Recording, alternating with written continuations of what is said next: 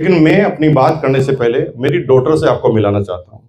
मेरी डॉटर जिसका नाम है अंजलि कोठारी, और मिलाना चाहता हूँ। उद्देश्य समझ लीजिए मेरा, आप में से सब लोग आरसीएम में उससे ज्यादा जानते हैं, क्योंकि उसने तो आरसीएम ज्वाइन किया अभी मार्च में। तो आप में से किसी भी व्यक्ति को आरसीएम नहीं सिखा सकते, क्योंकि आरसीएम में आपका नॉलेज उससे ज्यादा है। लेकिन आपने आरसीएम ज्यादा किया है, उसने आरसीएम देखा ज्यादा है, क्योंकि वो 24 साल की है और आरसीएम 23 साल का है। 23 साल से मुझे आरसीएम करते हुए देख रही है। जब वो 1 साल की थी, होश संभाला ना, तब से वो जानती है कि पापा कब उठते थे, कब जाते थे, लोग कैसे आते थे, वो कैसे रिएक्ट करते थे, पूरे दिन में क्या काम करते थे, स्कूटर पर कैसे दौड़ भाग करते थे, सर्दी गर्मी में क्या होता था, सफलता मिली तो क्या हुआ। ये इतनी बारीकी से वो सारी ज्यादा चीजें जानती थी। लेकिन कहते ना कि दिए तले अंधेरा, तो हम पूरी दुनिया को समझा रहे थे, लेकिन घर वाले नहीं समझ रहे थे। बच्चों को क्या समझ में आता वो हमें पता नहीं था। तो बच्चे आरसीएम से दूर होते जा रहे थे, इतने दूर हो गए कि उन्होंने इकोनॉमिकल क्राइसिस तो कभी देखी नहीं।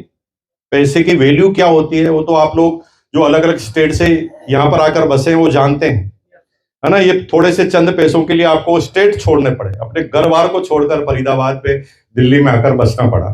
तो पैसों की वैल्यू ये बच्चे जो अच्छे जगह पर पैदा हुए हैं उनको पता नहीं है।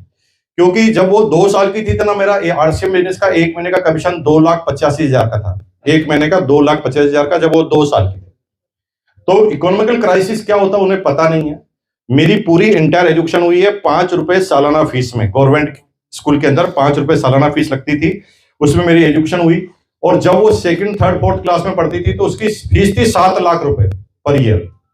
अभी के हिसाब से बात करें, 2002 के बाद अभी के हिसाब से बात करें तो 25 लाख रुपए पर ईयर, इतनी फीस में वो स्कूलिंग की। बिट्स पिलानी के अंदर उसकी पूरी इंटायर एजुकेशन हुई, बिल्डा इंटरनेशनल स्कूल के अंदर। 12th किया उसने, फिर अमेरिकन इंस्टीट्यूट से फैशन कम्युनिकेशन की डिग्री ली। एक होता है फैशन डिजाइनर, एक होता है फैशन कम्युनिकेशन। डिजाइनर मतलब कपड़े बनाना, कम्युनिकेशन मतलब कपड़े की मार्केटिंग करना।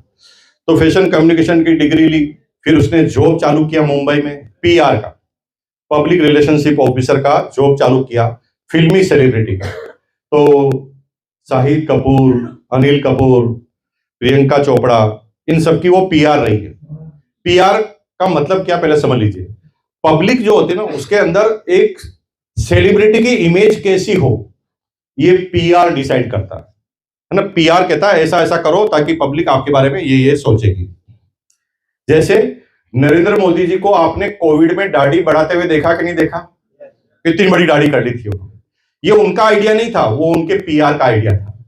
पीआर ने उन्हें समझाया कि कोविड में सब लोग परेशान हैं, नौकरियां छिन रही है, रोजगार जा रहे हैं, भूखे मर रहे हैं लोग बाग, मर रहे हैं लोग बाग, और तुम अगर दाढ़ी बनाकर घूमोगे तो लोगों को तुम्हारे पर गुस्सा आएगा, दाढ़ी बढ़ा लो। और उन्होंने दाढ़ी बढ़ाकर मैसेज दे दिया, भाई और बहनों, दुखी तुम अकेले नहीं हो, मैं भी हूं, देखो दाढ़ी बढ़ा। ये पीआर का काम होता है। पद्मावत फिल्म आपने देखी? तो पद्मावत फिल्म में, फिल्म रिलीज होने से पहले, फिल्म की शूटिंग होने से पहले केस हो गए। अरे भाई, अभी फिल्म में है ही क्या यही पता नहीं है, तो पहले कैसे केस हो सकते हैं? तो मजे की बात यह है, केस होते नहीं, पीआर के द्वारा करवाए जाते हैं। पब्लिक ताकि सोचे कि इसके अंदर कोई खास बात है। केस हुआ इसका मतलब इसको देखना ही। कहीं पर भी 2 आदमी झगड़ा करते हैं तो हमारी आदत क्या होती है, हम सुनते हैं झगड़ा क्यों हो रहा है ना। क्योंकि जब तक क्यूरियोसिटी पैदा नहीं करते तब तक आदमी हिट नहीं होता। तो हर सेलिब्रिटी के, फिल्मी सेलिब्रिटी, जितने भी सितारे हैं, राजनीतिक सितारे हैं, सबके पीआर होते हैं। और वो पीआर ये डिसाइड करते हैं कि पब्लिक में इसकी क्या बात जानी चाहिए, क्या चीजें अखबार में छपनी चाहिए। वो अखबार वालों को भी कंट्रोल करते हैं पीआर वाले। तो पीआर की जॉब की, जब वो ट्रेनिंग पीरियड में थी तब 1 लाख सैलरी थी। पहले साल जब वो ट्रेनिंग पीरियड में थी तब 1 लाख रुपए पर मंथ की सैलरी थी। 10 साल वो पीआर में काम करती तो 15 लाख रुपए पर मंथ कमा लेती। लेकिन 2 साल जॉब करने के बाद उसे अच्छी तरह पता चल गया कि नौकरी क्या है, ये फिल्मी सितारों की चकाचौंध क्या है। और 2 साल नौकरी करने के बाद वो आरसीएम बिजनेस में आई। अभी फुल टाइम आरसीएम बिजनेस के अंदर है। और वो क्यों आई? इतनी बड़ी जॉब छोड़कर, सब कुछ उसके पास था, है ना, सारा इंफ्रास्ट्रक्चर उसके पास था, फिर उसे क्या जज गई, वो क्या सोचकर इसमें आई। अभी सबसे बड़ा चैलेंज क्या है, जो यंग जनरेशन के लोग हैं ना, उनके सोचने का नजरिया अलग है। वो चकाचौंध में रहते हैं, वो आईआईटी इंजीनियर करेंगे, डॉक्टर करेंगे, इंजीनियर बनेंगे, उनको पता नहीं कि कितने बड़े पापड़ बेलने पड़ने सकते हैं आपको वहां पर जाने के बाद। और जितनी भी जगह पर आप पढ़े लिखा करके आगे पहुंचेंगे ना, वहां पर आपको कहीं ना कहीं किसी न किसी के बॉस के नीचे ही काम करना पड़ेगा। आप आजादी की जिंदगी नहीं जी सकते, लेकिन उसे 2 साल में यह महसूस हुआ। आइए हम जानते हैं उसी की जवानी। जय आरसीएम। कैसे हैं आप सब? झकास। मैं बहुत ओवरवेल्ड हूँ यहाँ पे आके। मैंने ना जिंदगी अभी तो काम करना चालू किया है आरसीएम में, अभी पापा के साथ ट्रैवल करना चालू किया है। बहुत कम बार होती है जहाँ पे मेरे को 360 डिग्री ऑडियंस मिलती है और 360 degree audience. So thank you so much, आपका बड़ा प्यार है। आप लोग इतना रिस्पेक्ट देते हैं मुझे थोड़ा डाइजेस्ट नहीं होता है, क्योंकि करा मैंने कुछ नहीं है। जैसा कि पापा ने आप लोगों को बताया, एक्सपीरियंस आरसीएम का ज्यादा मेरे पास है नहीं। आप में से बहुत सारे लोग यहाँ पे हैं जो मेरे से ज्यादा जानते हैं आरसीएम के बारे में, और मैं आपको कुछ सिखा नहीं सकती आरसीएम के बारे में। बट एक चीज में एक्सपीरियंस मेरा ज्यादा है, वो है आरसीएम को करीब से देखने का, आरसीएम को जानने का। आरसीएम 23 साल का है, मैं 24 साल की हूँ, तो उस चीज का एक्सपीरियंस मेरे पास थोड़ा ज्यादा है। मैं जब भी स्टेज पे आती हूँ तो एक मोटिव के साथ आती हूँ कि मैं लोगों को मेरी स्टोरी बताना चाहती हूँ आरसीएम के थ्रू। सुनना चाहेंगे? पीछे वाले भी सुनना चाहेंगे? चलो, बात शुरुआत होती है जब मैं बहुत छोटी बच्ची थी। मैं बात कर रही हूँ 2nd-3rd ग्रेड की, जब मेरे को समझ में आने लगा था कि पापा कुछ ऐसा कुछ काम करते हैं। मुझे समझ में आने लगा था कि आरसीएम नाम की चीज है, क्योंकि लोग बाग है ना पागलपंती के साथ चिल्लाते रहते थे, जय आरसीएम जय आरसीएम जय आरसीएम। तब मेरे को समझ में आने लगा भाई जय आरसीएम जैसी कोई चीज है, ऐसा लगता था मुझे। उस समय 2nd ग्रेड की बच्ची को, 2nd-3rd ग्रेड की बच्ची को एक पापा मम्मी ने स्कूल के टूर पे भेजा, शिमला। कहाँ पे? शिमला भेजा। स्कूल का टूर लगा था शिमला में, और वहां के लिए मेरे मम्मी पापा ने मेरे को 200-300 रुपए दिए थे खर्ची के लिए। जब हम लोग वहां पे शिमला पहुंचे तो मेरी टीचर ने मेरे को बोला, ये जो 200-300 रुपए तुमको मम्मी पापा ने दिए हैं, इससे तुम तुम्हारे मम्मी पापा के लिए कुछ लेके आ जाओ। आप सब लोग करते हैं ऐसा? जब भी आप कहीं जाते हैं बाहर घूमने, फैमिली मेंबर्स के लिए कभी ना कभी कुछ लेके आते हैं, या फिर आस पड़ोस मिलने वालों के लिए कुछ ना कुछ लेके आते हैं। मैंने भी वही किया। उस समय मेरी मम्मी के लिए मैं बहुत अच्छी शॉल लाई थी शिमला से, और मेरे पापा के लिए एक वुडन पेन लेके आई थी शिमला से। मुझे उसकी शक्ल सूरत अभी तक याद है, उसके ऊपर कार्विंग थी, शिमला शिमला लिखा हुआ है, वुडन कलर का पेन था। मैं इतने प्यार से वो पेन लाई थी पापा के लिए, और जब मैं भिलवाड़ा आई, मैंने मेरे पापा को वो पेन दिया। मेरे पापा ने वो पेन फेंका और बोला, ये आरसीएम का नहीं है, मैं यूज नहीं करूंगा।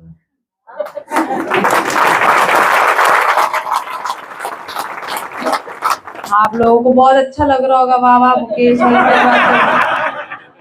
आप लोगों को बहुत अच्छा लग रहा है, पर आप समझो मैं छोटी सी बच्ची थी, मैंने डिसाइड कर लिया था मुकेश कोठारी के लिए कभी जिंदगी में कुछ करना ही नहीं, कभी कुछ नहीं करूंगी, डिसाइड कर लिया था।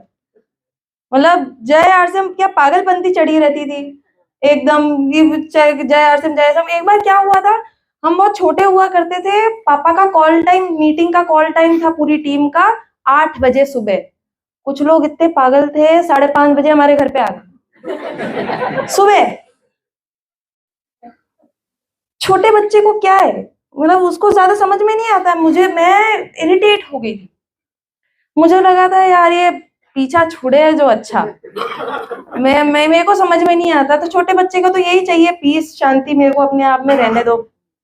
क्या होता था, लोग बाग आते थे आरसीएम की जब भी मीटिंग या फिर कुछ प्लान डिस्कशन वगैरह होता था, तो परेड मेरी और मेरी बहन की लगती थी। खाना हमको खिलाना, नाश्ता हमको देना, पानी हमको देना, परेड। मैं परेशान हो गई थी। मैंने जिंदगी में डिसाइड कर लिया था कि कुछ भी कर लूंगी, आरसीएम नहीं करूंगी, कुछ भी कर लूंगी, आरसीएम तो टच भी नहीं करूंगी, आसपास भी नहीं जाऊंगी आरसीएम के। तो क्योंकि मुझे आरसीएम से इतनी नफरत थी, मैंने डिसाइड कर लिया था कि जिस चीज में मैं अच्छी हूँ उसके बारे में मैं पढ़ाई करूंगी और उसके अंदर जॉब लूंगी। सब लोग ऐसा सोचते हैं, सब लोग ऐसा करते हैं। आप लोग पहले उसके बारे में पढ़ाई करते हैं, जिस चीज में आप अच्छे हो, जिस चीज के अंदर आपकी क्यूरियोसिटी है, आप पढ़ते हो उसके बारे में और फिर उसी के अंदर आप जॉब लेते हो। मैंने वही किया। मुझे हमेशा से लगता था कि मैं फैशन में अच्छी हूँ, फैशन की मार्केटिंग में काफी अच्छी हूँ। जैसा कि पापा आप लोगों ने बताया ना, डिजाइनिंग अलग है, मार्केटिंग अलग है। मुझे हमेशा से लगता था मैं मार्केटिंग में अच्छी हो सकती हूँ फैशन की। तो मैंने फैशन मार्केटिंग का कोर्स किया एसडी पार्सन से। Parson school of design world का नंबर 1 डिजाइन कॉलेज है। आप लोग सर्च करेंगे, आप लोगों को पता लगेगा। मैंने अपनी माँ से डिग्री ली। जब मेरी ग्रेजुएशन खत्म हो गई तब मेरे को 3 कंपनी से ऑफर था। 3 कंपनी से ऑफर था, उनमें से एक कंपनी थी रेनड्रॉप मीडिया, जो कि फिल्म स्टार्स और फिल्म की पब्लिसिटी करती थी। अभी आप लोगों को लग रहा है इसने सेलिब्रिटीज के साथ काम किया है, बड़े बड़े सेलिब्रिटीज के साथ काम किया है। मैं भी इसी चीज को देख के बहुत ज्यादा पागल हो गई थी। मैंने सोचा उस समय कि यार सेलिब्रिटीज के साथ काम करना किसको अच्छा नहीं लगता, किसको उनके साथ बैठ के बात करना, किसको उनके मोबाइल नंबर सारे फोन में रखना, उनके घर पे जाके उनके साथ उनकी मूवीज देखना, किसको अच्छा नहीं लगता। मुझे वो पार्ट बहुत अच्छा लगा और मैंने अपनी नौकरी उस सेक्टर में ले ली। शुरुआत के 6 महीने मुझे बहुत मजा आया, क्योंकि आपको समझाती हूँ, क्योंकि मैं फिल्म्स की पब्लिसिटी करती थी ना, तो जो फिल्म आज आप देख रहे हो वो मैं 6 महीने पहले फिल्म सेलिब्रिटी के साथ बैठ के देख लेती थी, या तो उनके घर में या फिर उनके स्टूडियोज में। ये मेरी लाइफस्टाइल हुआ करती थी, हर एक पार्टी में इनवाइट होना, क्योंकि जहाँ पे मीडिया का काम था, जहाँ पे मीडिया 24/7 चलता है, जहाँ पे मीडिया वहां पे मैं। मुझे बहुत अच्छा लगता था शुरुआत के दिनों में। शुरुआत के 6 महीने में मुझे ऐसा लगा था मम्मी पापा से छुटकारा मिल गया। अरे वाह, कितनी अच्छी लाइफस्टाइल है मेरी, तो जबरदस्त मजा आ गया, पैसे भी अच्छे आ रहे हैं। पापा मम्मी कुछ बोल ही नहीं सकते, क्या ही बोलेंगे, अब तो मेरे पैसे, कुछ नहीं बोल सकते। But little did I know, 6 महीने के बाद मेरा एक प्रमोशन लगा और मेरे को और बड़ी सैलरी मिलने लगी। पर वो मेरे को रियलाइज नहीं हुआ कि अगर मेरी सैलरी बढ़ेगी तो वर्कलोड भी तो बढ़ेगा। मेरा वर्कलोड बढ़ गया बहुत ज्यादा। आप मानेंगी नहीं, मैं अकेली लड़की बॉम्बे जैसी शहर में रहती थी अकेले, और मैं रोज सुबह 8 बजे घर से बाहर निकलती थी और रोज रात में 3 बजे घर पे आती। मर गई थी मैं काम करते करते। ऐसा तो था नहीं कि मैं काम नहीं कर रही हूँ, मेरे को कोई जबरदस्ती पैसे दे रहा है, ऐसा तो था नहीं। मैं काम कर रही हूँ इसलिए पैसे मिल रहे हैं मुझे। पर किस चीज के लिए मिल रहे थे, मैं एंजॉय भी नहीं कर सकती थी। सैटरडे संडे मेरे को ऑफ नहीं मिलता था। मेरे को मैं ये मम्मी पापा से मेरी एक हफ्ते में एक बार बात हो जाए, वही बहुत बड़ी बात हुआ करती थी।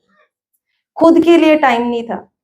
जिस नौकरी को मैं इतना प्यार करती थी, उस नौकरी से मुझे प्यार नहीं रहा था, क्योंकि मैं सिर्फ अब उठ के बस काम खत्म करना चाहती थी, बस। ये मेरी लाइफस्टाइल हो चुकी थी। मैं क्यों कर रही थी मुझे नहीं पता। उस समय क्या हुआ कि मुझे एक बात याद आई पापा की।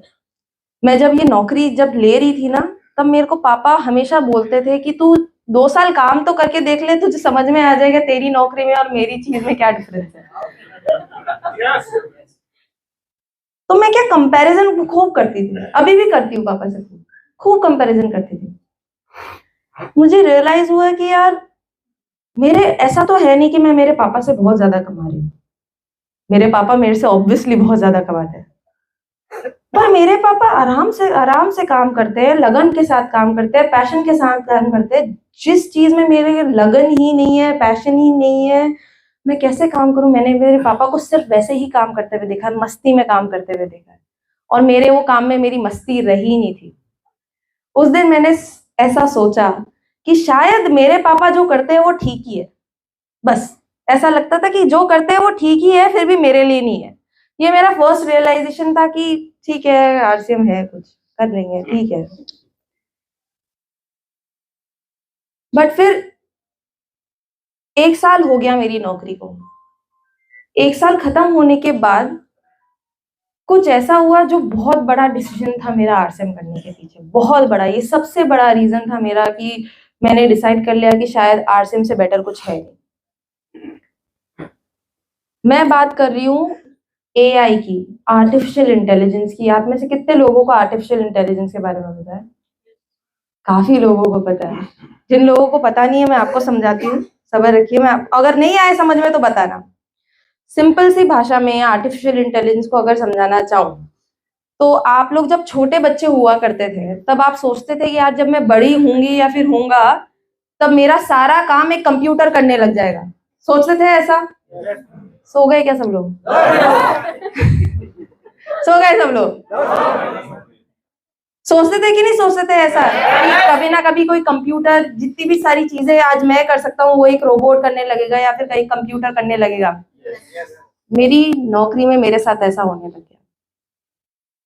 विद इन 1 ईयर किसी को पता नहीं था कि चैट जीपीटी नाम की कोई चीज आ जाएगी, किसी को नहीं पता था। चैट जीपीटी के अंदर क्या होता है, जैसे आप लोगों को पापा ने बताया ना, पब्लिसिटी में क्या जर्नलिस्ट के साथ भी काम करना होता है। तो कई बार फिल्म्स के ऊपर जब भी आप आर्टिकल पढ़ते हैं तो कई बार उनका पब्लिसिस्ट लिखता है, तो वो आर्टिकल्स मेरे को लिखने पड़ते थे। यूजुअली चैट जीपीटी के आने से पहले वो काम मेरा 2 दिन का काम हुआ करता था, क्योंकि 2 दिन के काम में पहले मेरे को वो मूवी देखनी पड़ती थी, सेलिब्रिटी का इंटरव्यू लेना पड़ता था, लैपटॉप खोल के लिखो और फिर बॉस अप्रूव करता था। पर चैट जीपीटी के आने के बाद आज वो 2 दिन का काम मेरा सिर्फ 5 मिनट का काम हुआ। सिर्फ 5 मिनट में जो काम मेरे को 2 दिन लगते थे ना जिस काम में, वो 5 मिनट में हो जाता था, क्योंकि मैं कंप्यूटर को बोलती थी देख भाई ऐसा ऐसा है, ऐसा ऐसा लिखना है, इसके ऊपर एक आर्टिकल लिख दे। इतना अच्छा आर्टिकल लिखता था बॉस, एक ही बार में अप्रूव कर देता था, इतना अच्छा आर्टिकल। उस समय मेरे को रियलाइज हुआ कि ये तो मेरी नौकरी का सिर्फ एक पार्ट है जो एक कंप्यूटर कर सकता है। धीरे धीरे एक कंप्यूटर क्या क्या करने लगेगा मुझे भी नहीं पता चलेगा, धीरे धीरे मेरी नौकरी मेरी भी नहीं रहेगी, कंप्यूटर कर लेगा। बट मैंने आपको बताया ना, पापा से कंपैरिजन करने की बहुत कोशिश थी, तो मैं पढ़ रही थी, बहुत ज्यादा इसके बारे में पढ़ रही थी, तब पता चला कि सिर्फ और सिर्फ डायरेक्ट सेलिंग ही ऐसा बिजनेस है जो कभी कोई कंप्यूटर आपके हाथ से ले ही नहीं सकता।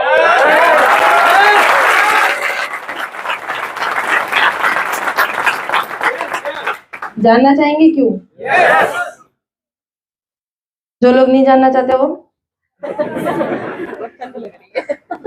हाँ, चलो बताते हैं। Direct selling at core, direct selling का मतलब ही ह्यूमन कनेक्शन से है। आप जब भी किसी इंसान से बात नहीं करोगे, ह्यूमन इमोशंस नहीं समझोगे, ह्यूमन इंटरेक्शन नहीं करोगे, जब भी किसी से बात नहीं करोगे तो डायरेक्ट सेलिंग हो ही नहीं सकती। आपने कभी किसी कंप्यूटर को बात करते हुए देखा है? तो कैसे कोई कंप्यूटर डायरेक्ट सेलिंग कर सकता है? yes. हमें शुरुआत से सिखाया जाता है कि कंप्यूटर को सिर्फ 0 और 1 समझ में आता है। क्या?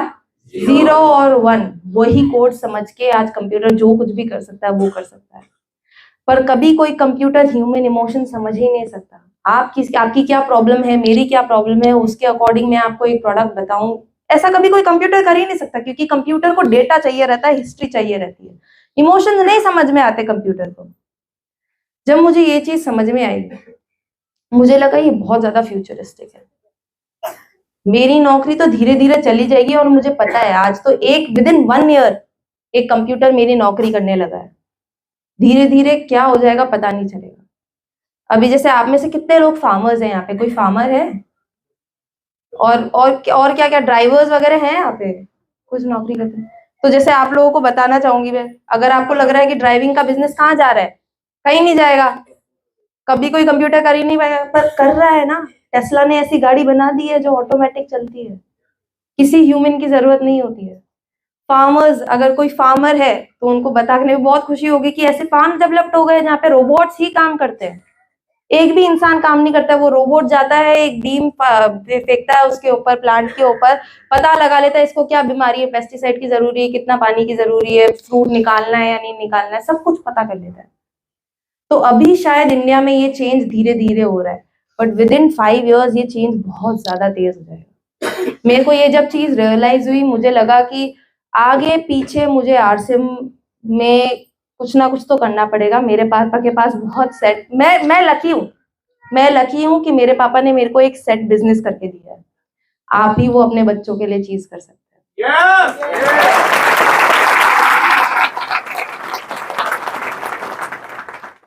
ठीक है, फिर भी अगर ये मेरे को पता भी चल गया था, फिर भी मेरे पास एक स्ट्रॉन्ग पर्पस नहीं था। मेरे पास अभी तक सिर्फ रीजंस थे आरसीएम करने के, मेरे पास एक पर्पस नहीं था आरसीएम क्यों करना चाहिए।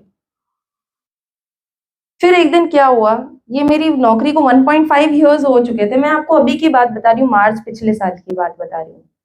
सब लोगों ने प्रियंका चोपड़ा का नाम सुना है? Yes. प्रियंका चोपड़ा अमेरिका से इंडिया आई थी किसी काम से, और क्योंकि मैं उसकी पब्लिक रिलेशन मैनेजर थी, ऑफ कोर्स मेरा काम था उसको इंटरव्यूज करवाना, उसका अगर वो स्टेज पे आ रही है तो उसको बताना कि क्या बोलना है, सारी स्क्रिप्ट होती है उसकी।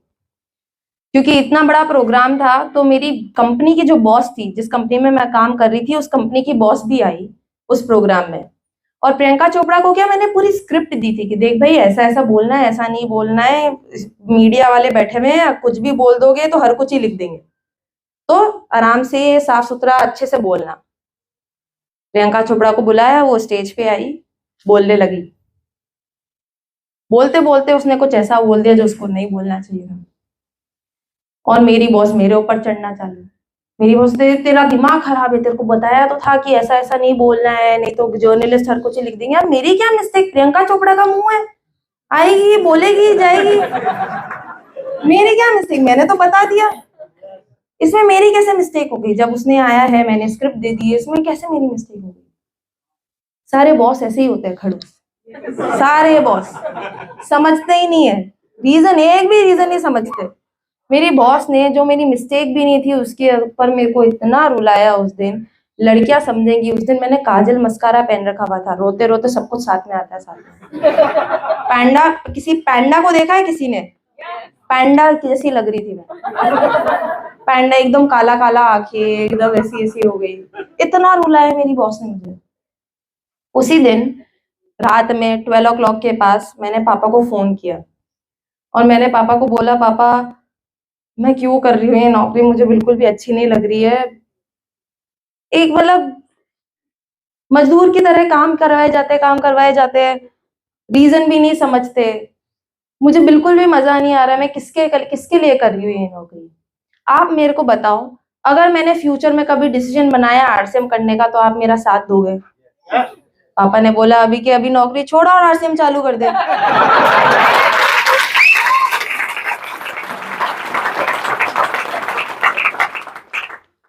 पर ये मैंने जोश में बोल दिया था। सुबह उठ के ऐसा रिग्रेट हुआ मुझे, अरे भाई क्यों बोला मैंने ऐसा। मैं रेडी हूँ कि नहीं हूँ आरसीएम के लिए मुझे कैसे पता, अभी तो ये नौकरी कैसे छोड़ूंगी, क्या करूंगी। बट क्या है ना, पापा हमेशा फॉलो अप की बात करते हैं ना उनके सेमिनार में, उनकी बच्ची के साथ फॉलो अप करना चालू कर दिया था। मेरे को सुबह सुबह फोन आया वापस से पापा का, मैं जब ऑफिस की तरफ जा रही थी तब पापा का फोन आया। पापा ने बोला, अच्छा तूने बोला था तू आरसीएम करेगी,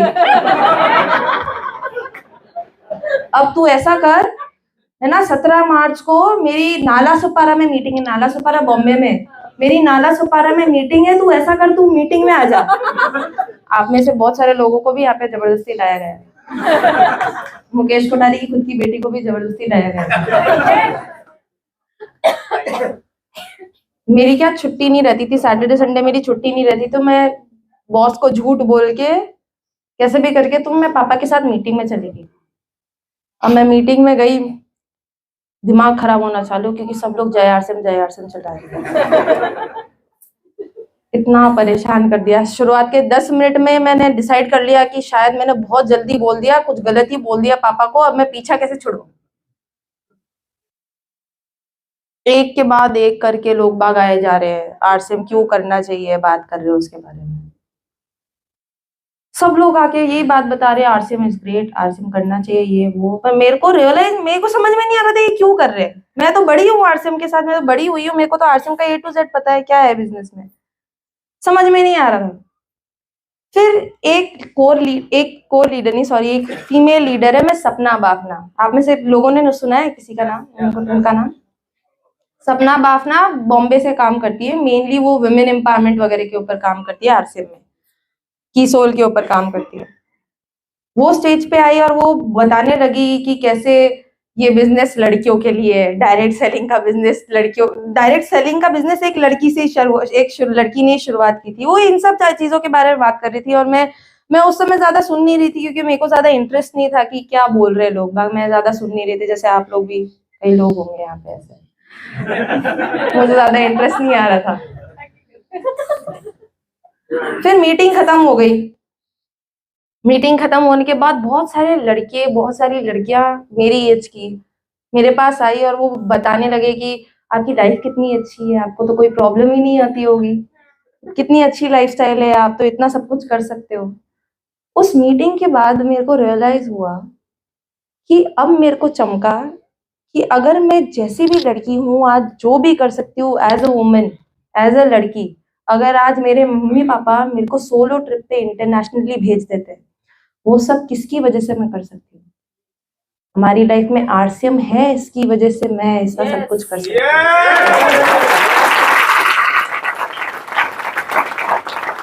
अगर हमारी लाइफ में आरसीएम नहीं होता, अगर पापा आरसीएम नहीं करते, तो आज जो कुछ भी मैं एज अ लड़की कर पाई हूँ वो मैं कभी नहीं कर पाती, कभी भी नहीं कर पाती। मैंने जो भी मेरे करियर के थ्रू सीखा मैं कभी नहीं सीख पाती।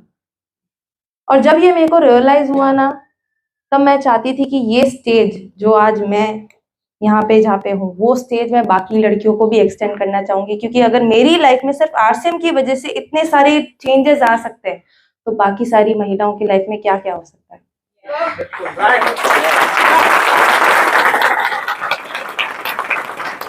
जब मुझे ये चीज समझ में आई ना, मुझे पर्पस मिल गया था आरसीएम करने का। मुझे पर्पस जैसे ही मिला, मैंने खुद पापा को फोन किया और पापा को बोला कि पापा मैं 17 मार्च को है ना पेपर ही डाल रही हूँ, अपने कंपनी में रेजिग्नेशन लेटर डाल रही हूँ। फर्स्ट मई से आरसीएम फुल टाइम करना चालू कर दूंगी। और मैंने वही किया। 7 मई को आप सब लोगों ने देखा होगा नेक्स्ट जनरेशन का इवेंट, बहुत सारे लोगों ने नहीं देखा है तो कभी यूट्यूब पे देखना। उधर से मेरी आरसीएम की जर्नी चालू हुई। अभी अभी बहुत सारे लोग, आप लोग मेरे को बहुत कुछ सिखा सकते हैं, बट क्योंकि मेरे पास ये स्टेज है, पापा की वजह से मेरे पास ये स्टेज है, तो मैं यहाँ पे इन रीजंस के बारे में इसलिए बात करती हूँ क्योंकि ये 3 रीजंस ऐसे अतरंगी से रीजन नहीं है, ये सिर्फ मेरे रीजंस ही नहीं है, ये आपके रीजंस भी हैं अगर आप गौर करके इसके बारे में सोचे तो। सबकी नौकरी सबको परेशान करती है, सबका बॉस सबको परेशान करता है, सबकी नौकरी सबके हाथ से जाने वाली है।